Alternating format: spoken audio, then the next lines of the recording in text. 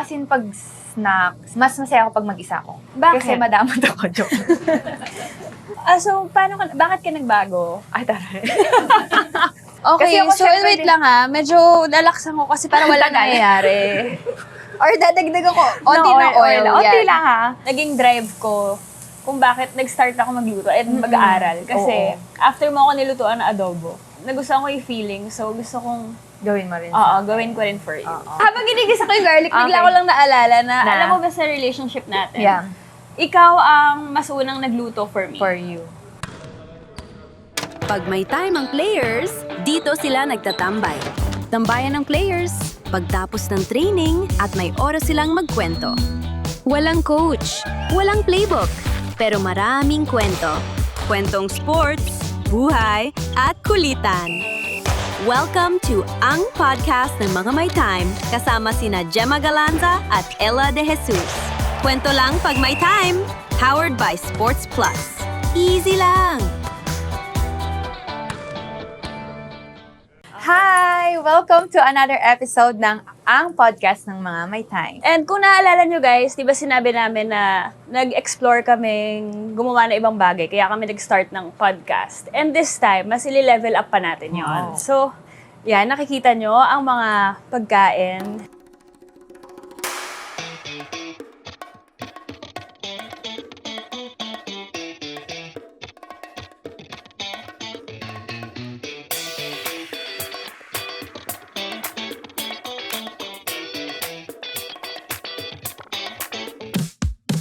Hindi muna tayo magluluto.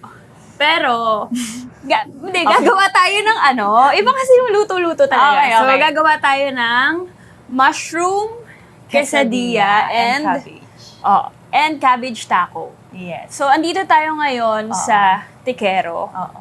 Alam mo ba kanta yun? Ay, hindi. Ano yun? Te quiero que sepas. Okay. Pero hindi yun yung title nun. Ay, di ba yun? Sorry. Oo. So, Thank you, ha. okay, Pinagbigyan so mo ako sa isa joke. tong Mexican restaurant. Yes, Actually, itong oo. place na to, dati, dito kami nagtitraining. Pero, ano ba to? Iba pa to. M Studio Cafe pa yung, Yes. yung tawag. So, Oo. naging Los Tacos. Tapos now, Tikero na siya. Ang Tikero ay owned by Beatan. Na-try na namin tong restaurant na to. So now, ang itatry naman namin ay gumawa ng sarili naming taco and quesadilla. Yes. So, are you ready? Ikaw siya lang magluluto. Okay. Ako si Chris. Oo. Ikaw. So, walang judgment kasi kami, Oo. kami lang naman ang First time titikim natin to. nito. Yes. Okay, so una muna natin gagawin ang mushroom quesadilla. So, eto muna. Oo. Una, oil. Oo. Pero masyado mainit, so dapat po ba mahina lang? Opo. Okay lang, mahina lang. Ayan, okay. So, oil. Oh, kasi mukhang umuusok na siya. Oo, yan. Kanina pa na open. So, konti lang daw. Yes. So, ikaw dyan, ako lang tiga-bigay. Okay, so, eto guys, garlic naman. Habang ginigisa ko yung garlic, bigla Okay. ko lang naalala na, Na? alam mo ba sa relationship natin? Yeah. Ikaw ang mas unang nagluto for me. For you. Oo. Ito ba yung pinakain, naabutan pa ni Tito? Oo. So, guys, for your info, si Gemma ang unang nagluto sa relationship namin ng adobo. Yes. Favorite ko kasi talaga yung adobo. Tapos, nakwento ko kasi sa kanya nung Adamson na meron kasi doon sa gilid ng Adamson na sobrang sarap ng adobo niya. As in, tuyong-tuyo siya. Tapos, mas ang sarap, guys. Tapos, so every time magkukwento ako sa kanya ng food, ganyan, sabi niya, yan, ganyan kay, parang kukwento mo, hindi ko naman natitikman ganyan Oo, siya. lagi So, ako naiinggit. Oo, naiingit siya. In short, ingitera siya. Hindi, Charot. guys, Hindi, kasi, pero lag. hindi, kasi naman, ikaw, kung magkwento ka, talagang, Parang sarap-sarap, no? Oo, yung parang, Ganun. yun talaga yung best adobo na natikman ko. Oo, di promise talaga. Tapos, sabi ko, sige nga, magluto ako. Pero hindi talaga ako nagluluto ng as in expert kasi galing niya, ganun. So, trinay ko lang nung time na yon. Tapos, kabang-kaba ako, guys, kasi si Tito yung titikim. Sabi ko, patikim sa'yo lang. Oo. So, syempre, si Tito, low-key lang siyang, criticize yung food ko. Hindi, medyo maalat lang. Nagustuhan niya ba talaga yun? Oo, nagustuhan niya. Hindi, nagustuhan niya. actually, wala siya nun sa bahay. So, ang ginawa niya, nagluto siya, tapos, nagpadala siya ng food sa bahay. Tapos kami lang ni Daddy, yung dalawa yun sa yes. nag-lunch. So, yun yung kinain namin. Oo. Kasi kinilig talaga ako na, siguro, at some point, parang first time ko din na lutuan ng partner ko. Oo. So, sa sobrang saya ko, habang kumakain kami at nagsasalita yung daddy ko ng mga kung ano. Ako ano sinasabi Sabi niya na, ay, oo, sarap, ganyan. Nire-record ko sa phone ko para masend ko sa'yo. Tapos yun nga, since nagustuhan ko yung feeling, doon din nag-start sa akin na, okay, mag-aaral ako magluto kasi gusto ko rin i-give back yung ganong same ng love. So, nito ka lang talaga nahiling Oo, magluto? hindi ako nagluluto sa bahay. Oh, pero nung bata ka, ano yung unang-una mong niluto? Siguro, wala. Perito lang talaga. Pansit Itlog, canton, hotdog, ganyan, ganun. yung mga sobrang dali. Oo. Kahit nga perito, takot ako sa mantika eh. Sige, meron ka bang... Okay, ako, so syempre, wait lang ha. Medyo lalaksan ko kasi para walang nangyayari. Or dadagdagan ko onti ng oil. Onti yan. lang ha. Pero Okay. nung bata, meron ka bang failed na niluto? Ako, meron ako guys, share ko to, may katangahan akong ginawa dati. Kasi mahilig ako sa spaghetti nung bata ako. Tapos lahat ng spaghetti na lulutuin ng mama ko, kakainin ko talaga. So ako, syempre, nagbida-bida ako. So Okay. nagluto ko ng spaghetti. Parang madali lang kasi parang hotdog lang. Tapos, sibuyas ba yun? Sibuyas, di ba tama? Onion. Oo, yun. Yan. Tapos, kung ano pa yung pwede mong ilagay. So, ganun lang siya. Syempre nga, bata pa ako nun. So, nilagyan ko, sabi ko, parang gusto ko kasi medyo matamis. So, tikim ko. Ilagyan ko nga ng sukal. Sa paglagay ko, halang alat! Asin pala Asin pala yung mo. nailagay ko. Tapos ending, failed siya. Hindi ko siya nakain. Okay. So, ikaw meron ka bang mga ganong Wala kasi talagang growing up, yung mami ko lang talaga Ang yung nagluluto. nagluluto sa. Although yung daddy ko, nagluluto din. Kahit yung mga kapatid ko, hindi rin sila first time ko narinig yung may nangyayari na sa Oo, niluluto tsaka ang bango, natin. ang bango. Oo, ang bango. So, kahit mga kapatid ko, hindi rin nagluluto. So, nasanay kami na yung mami ko yung nagluluto. Although, lahat kami magkakapatid, nagluluto na ngayon. Siguro Oo. kasi, nung umalis na kami sa bahay, doon namin, wala kang choice, kailangan mong mag-aral magluto. Yes. Pero ako, yun yung naging drive ko kung bakit nag-start ako magluto at mag-aaral. Kasi, after mo ako nilutuan na adobo, yun, dun yung parang, nagustuhan ko yung feeling. So, gusto kong, gawin mo rin? gawin ko rin for you. Oo. Kasi Hindi na naulit. kasi Hindi, si Gemma, din siya mahilig siya sa mag-request na, Oo. gusto ko to, ganyan. Kaya parang feeling ko, sobrang vital ng food sa relationship natin. Feeling ko kaya hindi rin ako, feeling ko pa nagkaroon sa sarili tayo Ayan. ng bahay na mga lulutuan na kita. Kasi medyo nape-pressure din ako kay titay. Kasi may amoy syempre, tasitigin pa yun. Sabi ko, parang ayoko magluluto. So, kaya lagi siya lang yung paglulutuin ko sa bahay. Pero gusto ko rin talaga magluto-luto. Okay, may lalagyan ko muna ng salt. Hindi, yan muna. Ito muna daw, okay. So, Hindi ka nakikinig. next ay kangkong. Kangkong ata to. Oo, kangkong. Kung meron man masosyal na na tawag sa kangkong. Naalala ko kasi nung nag-start tayo, food din yung isa sa mga first conversations natin. Naalala Yes. mo kasi nag-uusap lang kami tungkol sa candy na maasim. Oh, yeah. And parang it's something na common sa amin Sa amin, dalawa, na oo. mahilig tayo sa maasim. So, doon nag-start yung isa sa mga Combo conversation yes, namin. pinakauna. So, pagkain din talaga. And, alam mo guys, sa sobrang passionate namin sa food, ang sabi natin, di ba, tuwing anniversary natin, magta-try kami ng isang restaurant na never pa namin na-try. Na-try, oo. Nag-try kami ng Nigerian food. Nakikita niyo ba sa social media yung egusi and fufu? Oo, yan. Yan. So, na-intriga ako sa anong lasa niya. Okay, Okay, na to. wait lang. Kasi baka Ito, lagay mo muna dito. Ito, Ay, na lang. sige. Lalagay ko na lang dito. Okay, go. Kasi dito na tayo next. So, ang next step ay, Ilalagay ito. Okay, basahin lang natin. Tapos, lalagyan natin ng cheese. cheese. So, ito cheese to, guys. Cheddar cheese. Ay, ano ba to? Mozzarella. Mozzarella. Pero ikaw, kailan yung nag-start ang love mo sa food? So, bakit Sa ganyan? food? Foodie ka ba? Do you Oo, consider yourself sobra. foodie? Oo. Sabi ko nga, sa aming lahat magkakapatid, ako talaga yung matakaw. As in, lahat kinakain ko. Oh, actually, tanong ko Diba? din sa kanya yan, kung Dami kasi ba yung mga cheese? kapatid niya, Mahilig kasi kami sa cheese eh. yung mga kapatid niya, kumakain naman, pero plain lang sila kumain. Like, kunyari si Mafe. Napansin ko yun sa kanya na, kunyari may ulam na may sabaw, yung isa lang yung ulam niya. Oo. Tayo kasi yung lagi may combination. Combination, or yes. hindi siya masyadong masawsawan, yung Oo. masos. Ako kasi talaga pag kumain, alam mo, napapasaya talaga ako ng pagkain. Oo. Tapos na-excite ako kapag kakain. Yung family mo ba, foodie? laki kasi kami sa hirap. Hindi, pero totoo, laki kami sa hirap. So, hindi kami masyadong nakapag-explore sa food, ganyan. So, sabi ko nga sa'yo, umabot kami sa point na ang kinakain lang namin yung sotanghon with yung pinaglalaban natin, ay yung pinag-aawayan natin gulay. Patola. Upa. Upo. Hindi, patola. Oo, pero sabi Nag-away mo, na kami dito. zucchini, ganun Yes, pa po. sa arte, diba? Akala ko ba? Akala ko mahirap ka lang, pero zucchini, ganon. Hindi, pero ganon lang yung food Okay, flat namin. natin. Pero pag meron kaming pera, usually kasi mga holiday lang yun. So talagang magluluto ng fried chicken, pork chop, ganyan. Tsaka nauuso kasi yung mga marinated na mga meat. So yun na yung pinaka-treat niya Bongga. sa amin. Oo.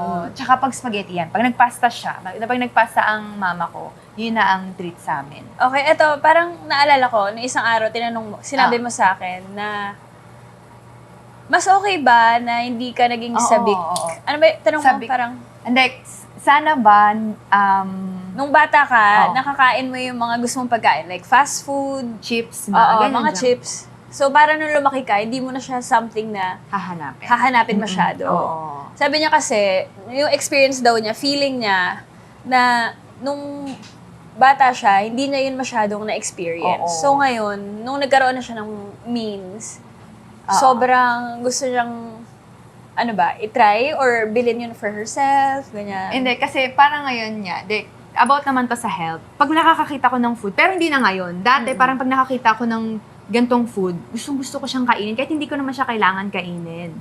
So, parang naisip ko, sana nga may ganun kaming pera na nabibili namin yung mga ganong klaseng pagkain para pagdating ngayong pagtanda, hindi ko hinahanap. Pero ngayon, na-realize ko naman din na okay din siya na natikmang, na ngayon ko lang siya natitikman. Kasi at least, alam mo yun, may bago kang natitikman habang tumatanda ka. May Oo. panibago ka natitikman. So ngayon, yun, dahil naranasan ko na makain siya, nakukontrol ko na siya ngayon. Kasi itong mahirap sa atin ngayon as an athlete. At saka habang tumatanda, dahil bumabagal ang metabolism, Yes. yes, so kailangan When you're young, madaling maging fit. Ay, yung mga OG fans, alam yan. yes. Kung kanino galing ang line na yan. Oo, ayan. Kaya, ayun, kaya natanong ko sa kanya yun. Or kaya nasabi ko yun sa kanya. Ako naman, growing up, talagang, okay, wait, tinutunaw muna natin Oo, ang cheese. pero onti Sabi lang, go kasi, Dapat oo. matunaw. At saka medyo, if-fry natin ng konti Oo. yung tortilla. Mm-mm. Okay, anyway, ako naman, nung bata ako kasi, nasanay talaga ako sa family namin na mahilig kumain. Mm-mm. Oo. Buong family ko, and even yung extended family na Oo.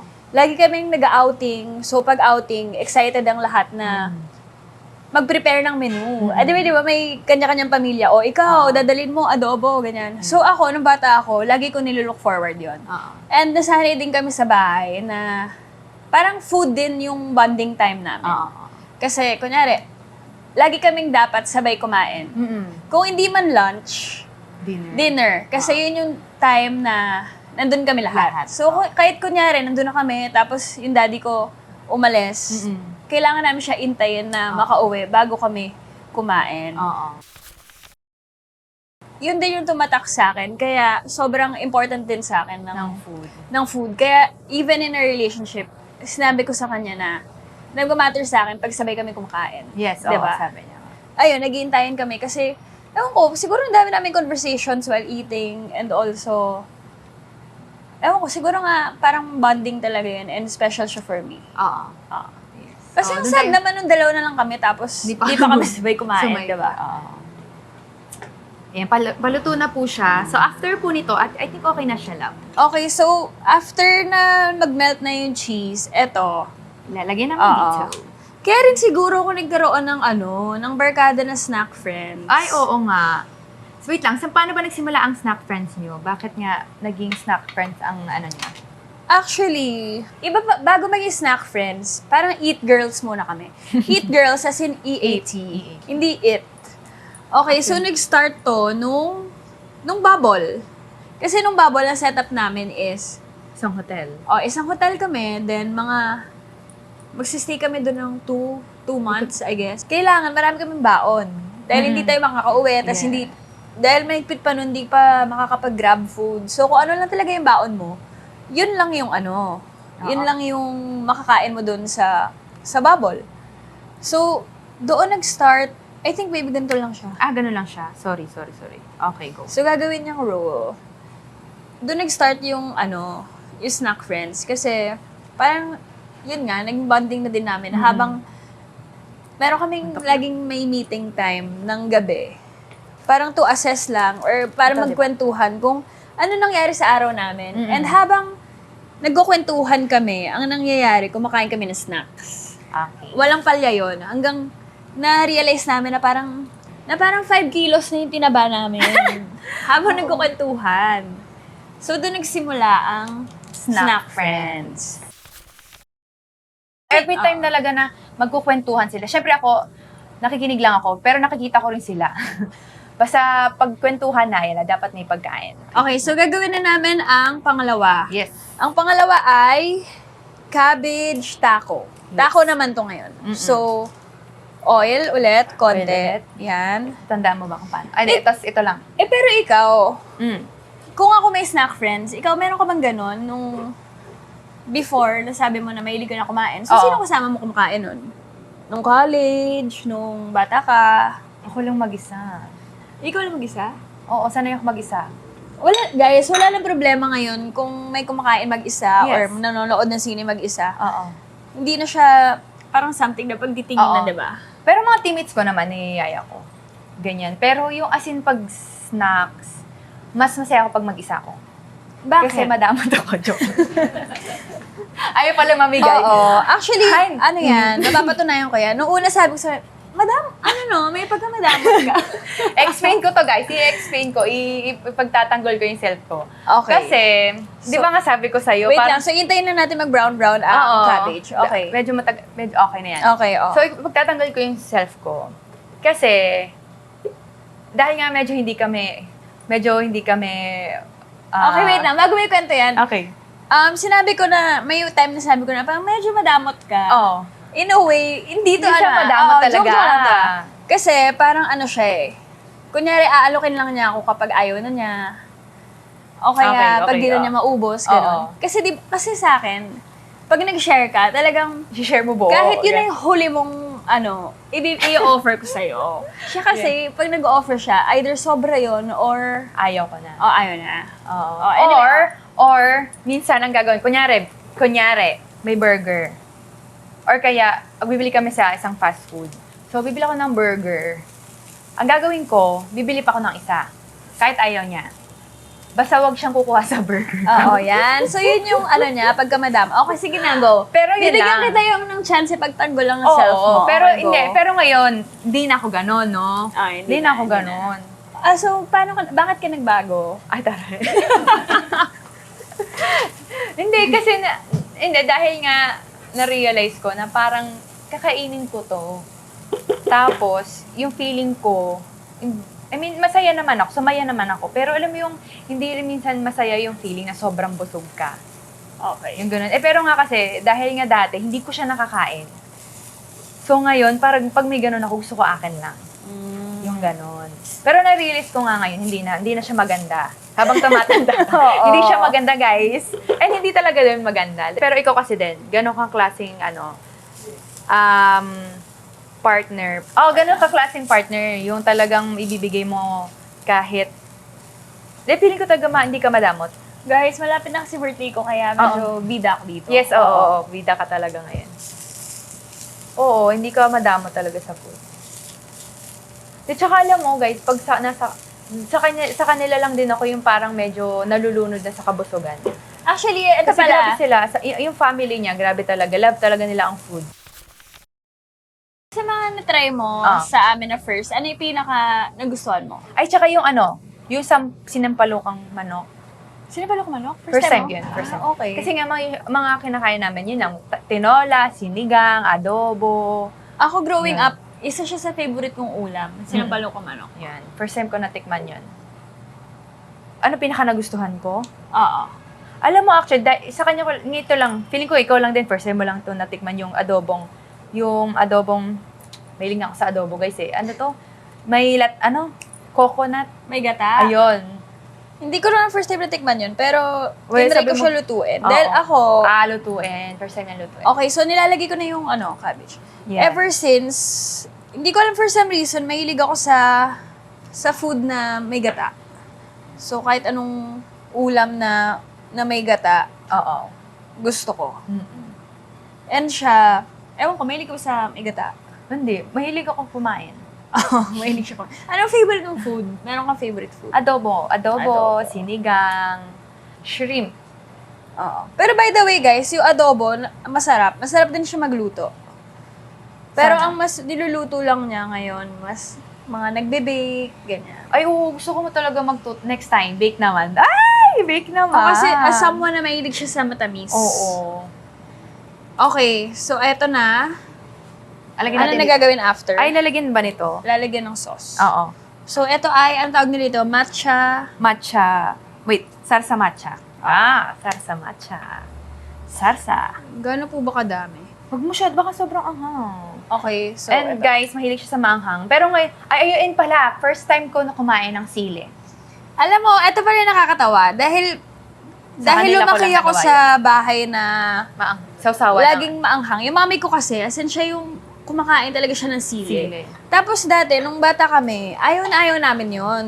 Pag may sausawan siya, sinasabi namin na, ay, hindi na kami mag-share sa'yo kasi ang anghang. Talagang ganong level. Oo. Tapos for some reason, Na-addict na rin oo, kayo. na-addict na din kami sa Oo. maanghang. As in, Tapos, Hindi mawawalan yung ref nila ng oo, ng ng sili. At first time ko siyang first time ko nakakain ng sili Tapos okay naman pala siya. Tapos nung si Gemma, nandun na siya sa bahay namin, mga ilang beses nakakain. Natatawa ako kasi every time na Kakain. kakain siya ng manghang, yung daddy ko proud na proud. As in sinasabi niya na, ano ba yung sinasabi sa'yo ni daddy? Wow, kumakain. Na, wow, tumataas na talaga yung level Oo, of oo. of tolerance sa spicy. Spicy. So, ganun. Minsan talaga siya na yung anak Yes. ng parents ko. Hey volleyball fans! May time ka ba? Tambay ka na sa ang podcast ng mga May Time. Kwentuhan at kulitan na di mo pa naririnig kung saan man. Upo ka na, relax lang, at makitambay kasama sina Gemma at Ella. Kwento, tawa, at konting kalokohan, lahat in one hangout. Follow ang podcast ng mga My Time on Spotify, YouTube, and Apple Podcasts for updates on new episodes. Kwento lang pag may time. Tara, makitambay ka na! So kanina dahil pinag-uusapan natin ng food as bonding. Yes. Growing up, paano yung bonding nyo as a family? Kami, Sige, titikman ko to habang... actually, ang bonding talaga namin ay sports. Kasi sa tatay ko pa lang as a coach, tapos si mama, hindi siya coach, pero sporty rin naman siya. Pero nakakasama namin kasi siya sa lahat ng tournament na sinasalihan namin. Hanggang sa naging player na yung ate ko, tapos ako, and then si Mafe. So, sports talaga yung bonding namin. Pag sa bahay. Actually, alam mo, doon ko rin na-realize, alam mo, madami siya naka-enter.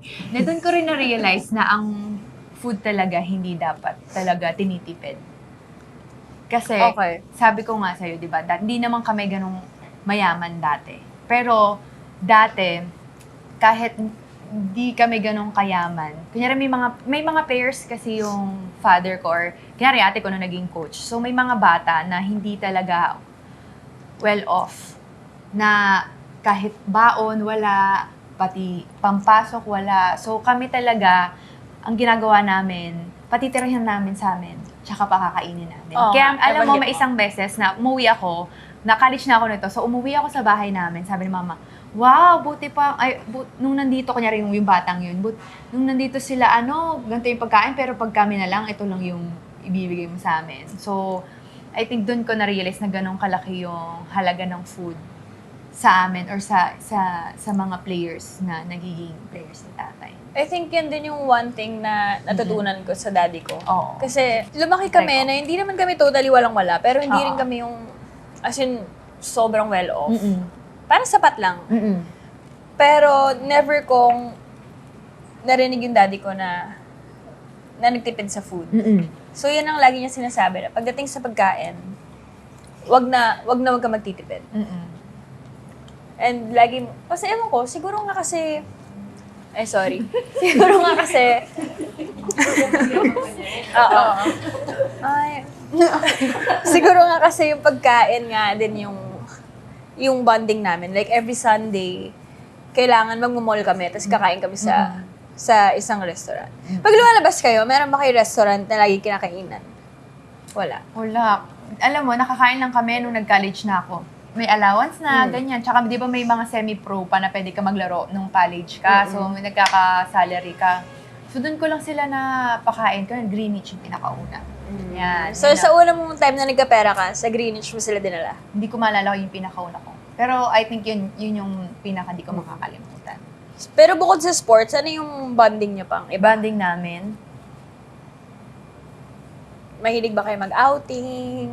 Noon bata, medyo. Kasi mga kababata na. Yung street namin, lahat yun, magkakasama kaming lahat. As in, ganun talaga kami ka-close nung mga kapitbahay namin. Tsaka yung mga anak nung mga kapitbahay namin. So, lahat kami ganun, ka-close talaga. So, ano talaga kami, Christmas, New Year, ano na yan talaga. Tapos, pag summer, yan, magpa-plan na din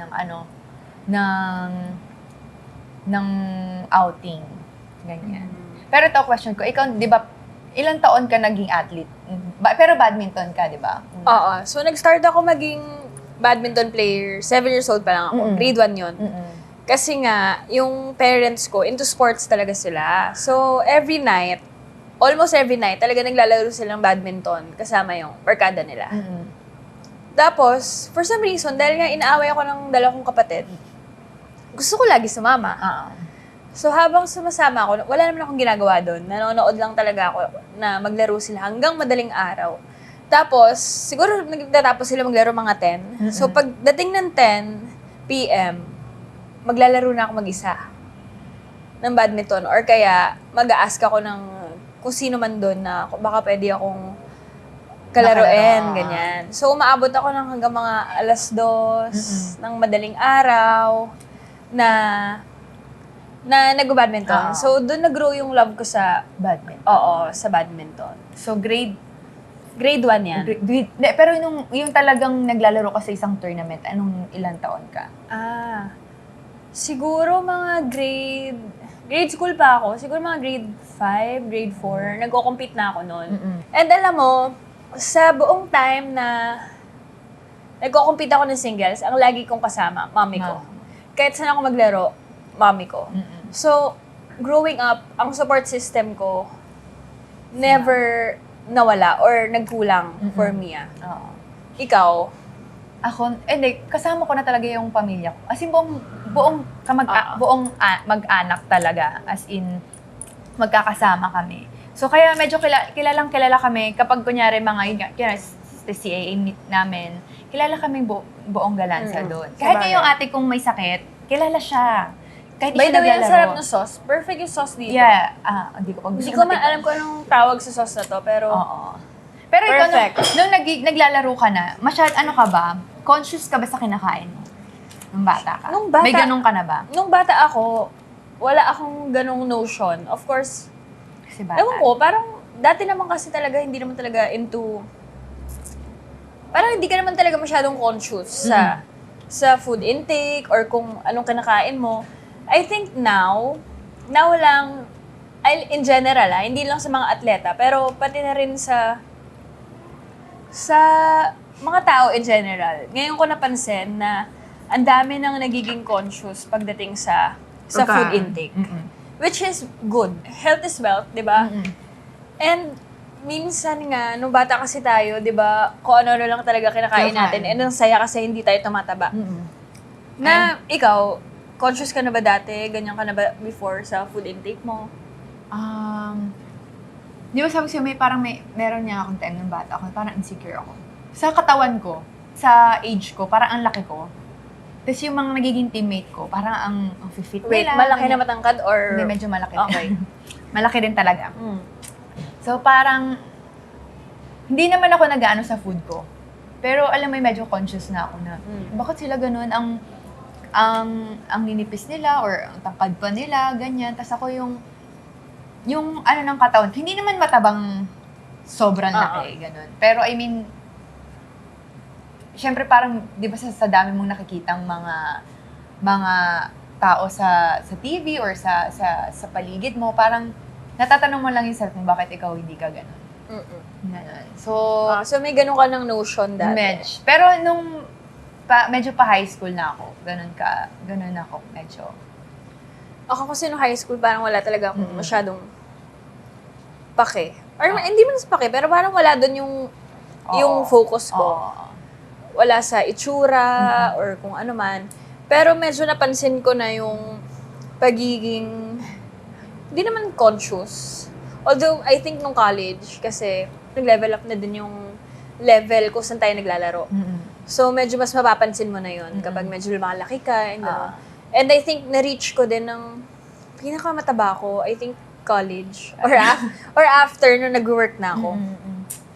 Tapos, ngayon ko lang masasabi talaga na ngayon lang ako pinaka naging conscious sa food intake ko and sa katawan ko, like how I take care of my body. And it's because also of my friends. And since na-open up na natin ng friends, gaano ko importante sa'yo, in your opinion, magkaroon ng right circle? Sobrang tagal kong naglalaro. Ang dami ko nang na-experience, iba't ibang klaseng tao sa life ko. And parang ngayon dito sa Cream Line ko talaga na-experience yung support system na kailangan ko, na gusto ko, ganyan. And hindi siya nabuo ng isang araw lang. Na-realize ko na yung ganong klaseng support system, hindi lang ibibigay sa'yo, ibibigay mo din dun sa taong yun. So, kung anong klase kang tao, yun din yung babalik sa'yo. Give and take talaga. Yes. Kasi sobrang nakaka-clear siya ng mind. Like, sa advice, sobrang makiklear yung decision mo kung ano yung tama at mali, ganyan. Tsaka, ayun, malalaman mo din kung sino yung totoo at hindi. Ganyan. Or ano yung tamang support para sa'yo o hindi. Alam mo ako, ang pinaka na-realize ko, like growing up, pero ever since naman, hindi rin ako ganun kadaming friends. O hindi. Alam mo, sinasabi niya wala siyang friends, pero guys, sobrang, ang dami mong friends. Compared sa Tsaka kanya. iba't ibang klase. Okay. Siguro kung may itan akong friends, siya kasi wala, or dalawa. ganun. Kaya mukhang madami akin. Hindi, pero ang galing mo kasi iba't ibang season yung Parang friends. season? Like, kanyari, may college. Meron kang, nung batang-bata ka, tapos parang na-miss lang ko na hanggang ngayon, nakakausap mo pa rin sila, or kilala mo pa rin sila, or nandyan pa rin sila sa'yo. Ganyan. So, yun nga, yun na-realize ko kasi, di ba, may friends ka na, yun nga, seasonal lang. Sometimes, parang dumaan sila sa life mo ng panandalian. Tapos, hindi naman nag-continue yung relationship nyo hanggang tumanda. Growing up, doon ko na-realize na hindi mo kailangan na madaming tao sa buhay mo. You just have to find the right ones na dadamayan ka sa kahit ano, and kahit anong version ng pagkatao mo, kaya nilang mahalin. Kailangan mo rin mag-adjust. Hindi naman na, ganito ako, tanggapin niyo ako. Yun nga, Siyempre, give and take talaga. give and take, na kailangan mo rin i-adjust yung ugali mo, or depende sa circle. Pero, I think yan ang pinaka-importante, is finding the right people na kasama mo sa buhay. Kasi yan ang mga taong mag-aangat sa'yo. Yes. Or yan din yung, kasi yung mga taong pinipili natin sa life, yan yung pwedeng magbaba sa'yo or magdala sa'yo sa landas na hindi masyadong maganda, di ba? Pero, syempre, hindi naman natin pinipili yung mga taong lagi lang tama tayo sa paningin nila. Kaya gusto ko sa mga friends ko, na which I appreciate so much. Kasi, nandyan sila for me, tatanggapin nila ako, mahal nila ako sa kahit ano, pero, kailangan, sasabihin nila sa akin kung meron akong mali. Diba? Tsaka yung friendly ka guys, talaga. iba ang friends sa sa kakilala mo lang or kabatian mo. Yes, Diba? Parang, for me kasi, friend is a big word. Pag sinabi mo friend mo, meron talaga kayong special relationship. Like, it's more than the highs and hellos, diba? Tsaka ako, hindi kasi ako showy, or tsaka hindi ako, di ba, hindi ako yung Uy, kamusta ka, friend? Ganon. Oo. Actually, Hindi ako ganon. Hindi Tsaka ako hindi rin ganon. siya masyadong makonvo. Mm-mm. Kunyari Yung sa isang grupo, tahimik lang siya. Oo. Basta maramdaman kita, okay na tayo. Friends tayo. Ganon. Yung basta pag friend tayo, basta Taray. alam ko nandiyan ka. Okay, ganon. Oo. Tsaka hindi ako showy, tsaka hindi ako emotional na friend na, friend, oo, nararamdaman kita, yung ganon. Hindi. Hindi, alam mo, So, kaya may mga friends ako dati na sobrang na-appreciate ko sila. Kasi, same pa rin sila kung ano sila dati. Sabi ko sa kanila, alam mo, gusto ko kayong mag-usap kayong tatlong snack friends. bakit? Di ba ako mag-isa minsan, tas kayong tatlo lang nandun. Kasi wala, nakikinig lang ako. Tapos sabi ko, oo nga. Nag-uusap sila about sa life, sa mga ganito, ganyan. Tapos sabi ko, ako, wow, oo nga, ganun. Ganun lang ako, nakikinig lang talaga ako, guys. Tapos sila, minsan, oh, ikaw, bebe, ano bang masasabi mo? Okay naman, te. Ganun lang ako. Kasi wala ako talagang say. Or, alam ko naman yung side mo or yung side nung kung ano man yung pinag-uusapan nyo, ganyan. Pero dahil nabanggit mo kanina na ganyan kang friend, di ba? Doon ko rin na-realize na sa isang friendship, hindi kayo same lahat kung paano kayo mag-show ng love. So, sasabi mo ba na kailangan din ng love language sa friendship? Oo naman. Iba-iba. Oo Like, naman. kunyari, si Eliza ha, sa aming tatlo, si Ate MG, very showy. As in talaga siya yung mahag, ganyan. Si Eliza, hindi. Hindi talaga. Like, parang, alam mo yung parang medyo nidiri kami sa isa't isa pag nag-hug-hug kami. Pero, it doesn't mean na Wala. na walang love or wala yung friendship, di ba? Parang, yun talaga siya eh. And iba kung paano siya magpakita ng pagmamahal, di ba? And speaking of, di ba, sinabi mo na nakikinig ka sa usapan namin ng mga snack friends. And I'm sure, madami ka nang narinig about sa life after volleyball. Yes. Dahil guys, pag nag-usap kami ng snack friends, papunta na talaga kami sa retirement. Yeah. Like, kung ano mga plano namin sa buhay after. So, since ikaw, gusto ko itanong sa'yo to, dahil volleyball is life ka pa, and for sure, medyo mas matagal ka pa sa volleyball world. Kailan at paano mo masasabi yung right way na mag-detach sa volleyball? volleyball. Oh, syempre, for the longest time, di ba, volleyball yung buhay mo. So, paano yung process for you? Alam mo, sa kanya ko lang natutunan kung paano mag-detach sa sports. Kaya thank you. Okay, Kasi kung welcome. hindi, volleyball is life pa rin. Hindi, kasi ang tagal. I think parang ngayon ko lang talaga na napagtanto or na kung paano ako magde-detach sa sports at kung kailan ako kailangan ibigay yung all ko sa sports. Okay. Sabi mo nga, pag rest day. Yes. Alam nyo guys, yun ang thinking ko kasi, na kapag rest day talaga, yung parang magpahinga ka na hindi mo kailangan mag-guilty. Siya kasi, pag nagpapahinga siya, feeling niya, parang nagigilty siya in a way na, ay wala akong ginawa or ang tamad ko today. Pero, gusto ko, parang binago ko at some point yung thinking niya na hindi mo kailangan mag-guilty sa pagpapahinga kasi it's essential. Na sa isang taon, di ba, gaano katagal tayo naglalaro, na wala tayong choice. Kailangan mo maglaro kahit anong sitwasyon ng utak natin, ng katawan natin, kailangan natin to show up and play, di ba? So, kapag may chance ka na may own choice ka to rest, i-grab mo, di ba? Pero, sige, sinasabi mo ako yung nagpakilala sa'yo ng ganong rest. Paano yun nakatulong sa'yo? Sobra.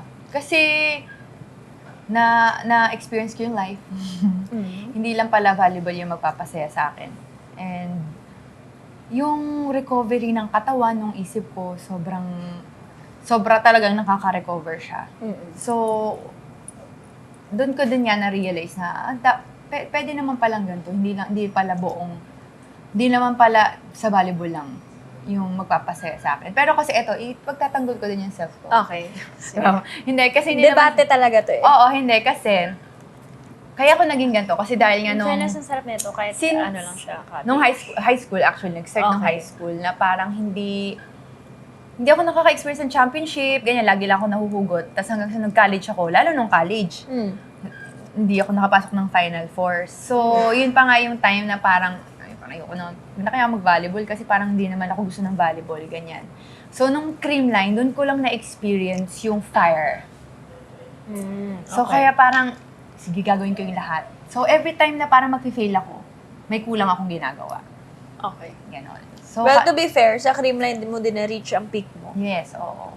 I must say. Thank you. And Pero- until now, for me, until now, nandun ka pa. Oo. And Ayun. pataas pa din siya. Yes, ayun nga. Kaya, Yeah. pero kaya din, matagal ko rin na napagtanto kung kailan ako dapat ma-detach sa volleyball. And dahil din sa'yo talaga yun.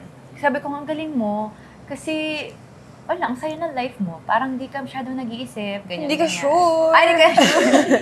Alam mo, Hindi ka minsan sure. sinasabi ko lang, pero Oo. hindi ko rin ma-apply sa self ko. Oo. Hindi kasi dati kasi, di ba, sinasabi mo na pag pangit kasi yung laro niya, kunwari pangit yung laro niya, grabe siya ma-affect.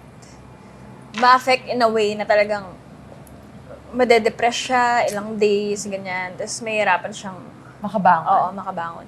Pero syempre, kahit sinasabi ko yun, sa sarili ko din, hirap din Hirap akong din siya. i-apply yun. Kasi ako, pag pumangit yung laro ko, grabe ko din naman siyang isipin. I don't know, siguro as an athlete, ganun Ganun na talaga talaga. yung thinking mo kasi grabe yung preparation mo Oo. nga. Di ba sinasabi ko sa'yo, lahat ng sacrifices, hindi naman nakikita ng iba. Ikaw lang yung may alam, yung teammates mo. And then, pag pumangit yung laro mo ng isang game lang, Madjudge ka ang dami pa. na nilang sasabihin Oo. na, ito lang naman yung nakita nyo di ba? Parang, before that, hindi nyo na, Oo. hindi nyo Yeah. na alam. So, alam mo, kapag ganun yung thinking ko, ang lagi kong naaalala yung sinabi ni Toti, na ang pinapakinggan lang niyang advice ay ang mga teammates at sila coach. Kasi sila yung nakakita ng lahat ng effort Oo. na ginawa mo. Oo. Which is, totoo, naman. di ba? Oo, totoo naman.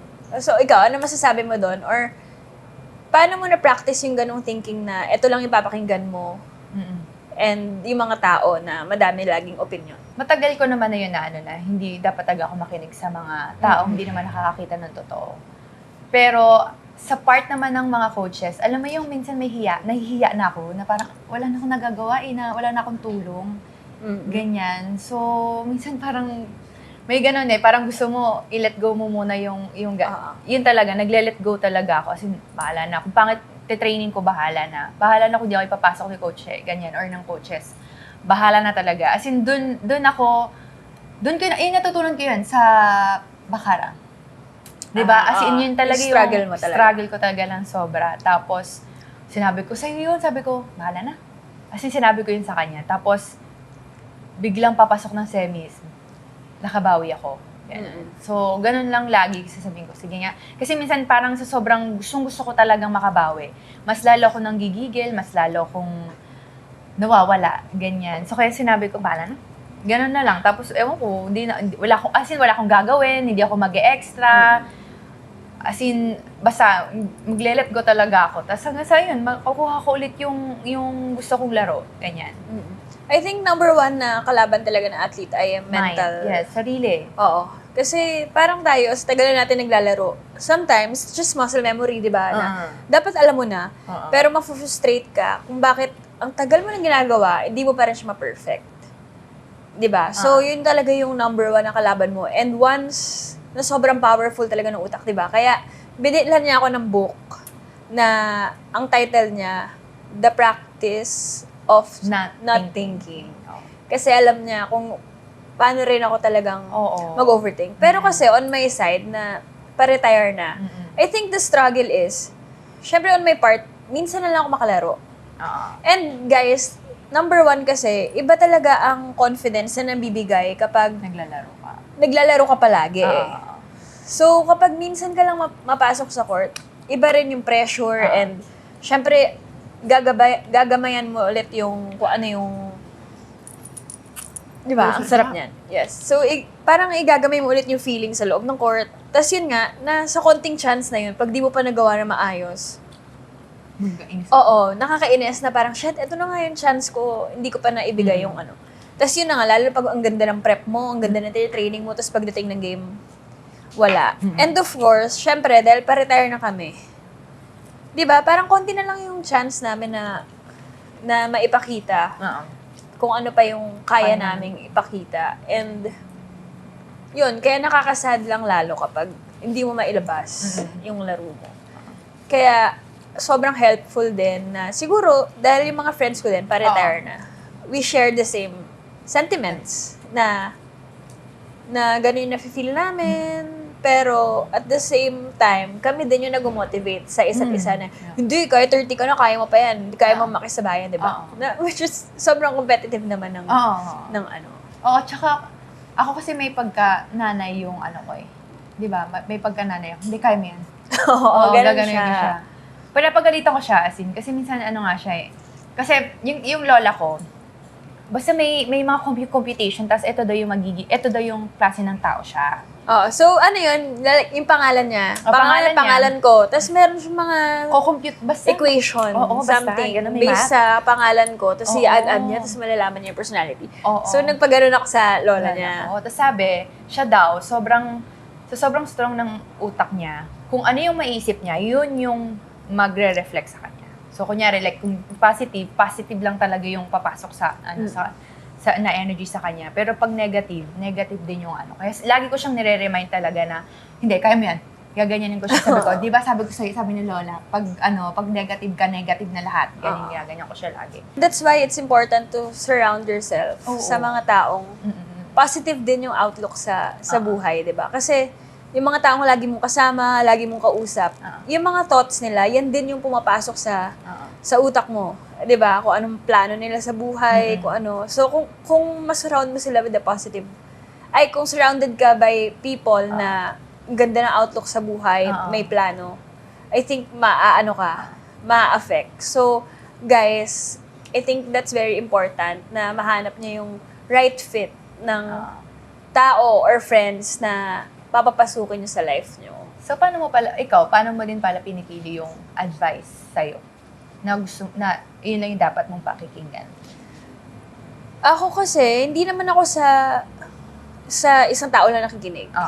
Parang kunyari, nag-a-ask ako ng iba-ibang tao for advice, tapos winiweigh ko isa-isa. So kasi di ba, minsan, iba-iba naman yung advice ng mga tao, ganyan. Pero syempre yun nga, ang lagi ko lang iniisip, kung sino may ambag sa life ko, or kung sino talaga yung mas nakakaintindi. Hindi naman sa intindi, pero yung alam kung ano talaga yung nangyari sa buhay ko. Kung kilala ka, yung mas kilala ko, doon ako mas nakikinig. Other than sa people na sobrang quick lang to judge based on what they see sa konting bagay. Which is very hard to practice for me. It takes time. Kasi nga, sobrang powerful ng utak natin. So, ano mas effective sa'yo? Kapag nire-real talk ka or parang, uy, hindi, okay lang yan. Dapat, bakit nagigintay yung accent ko? Parang yung mas inaamo ka, imbis na mas ibigay sa'yo yung Ako, sa mga friends ko, real talk sila real talk. Pero hindi rin sila yung sobrang masasaktan ka. Purong pangit yung sasabihin.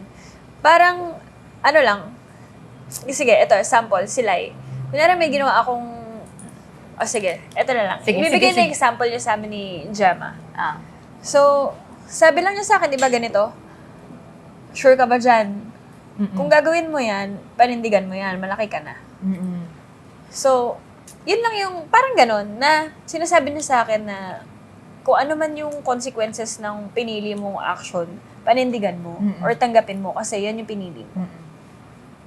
So, ganon. Hindi siya yung isi-sugarcoat ka na, okay lang yan, ganyan, or magiging, di ba? Yun lang. Pero mararamdaman mo na nandun siya for you all the way. Di ba? Pero yung words niya, hindi sugar-coated na it's all butterflies and At saka ikaw pag-iisipin ka pa rin niya. Decision mo pa rin niya yan. So, lang sila, kumbaga ilalatag ng nila yung ito yung mangyayari sa'yo, yung ganyan-ganyan, pros and cons ng decision mo, ganyan. So, ikaw na bahala, di ba? So, I think, ganun din ang ma-advise natin sa mga viewers, di ba? Na sana lahat tayo magkaroon ng ganong support system and right circle of friends na hindi lahat maganda yung kayang sabihin sa'yo. Parang kaya ka i-real talk, pero alam mo na hindi ka iiwanan kahit ano mangyari.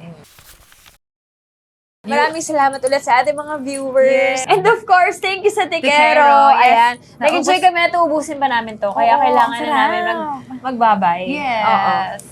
Thank Ang you hirap po. kasi wala magsalita kapag Oo. kumakain. Kaya, see you po sa next episode. Yes. Bye-bye!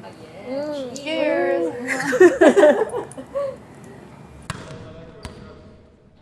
Kung nabitin ka sa kwento, kapag may time, kita tayo ulit sa susunod na episode. Kwento lang pag may time! Ito ang podcast ng mga may time, powered by Sports Plus. Easy lang! Follow and subscribe to ang podcast ng mga may time on Spotify, YouTube, and Apple Podcasts. Kumpleto rin tayo sa funny highlights at kwelang reels sa lahat ng social media platforms.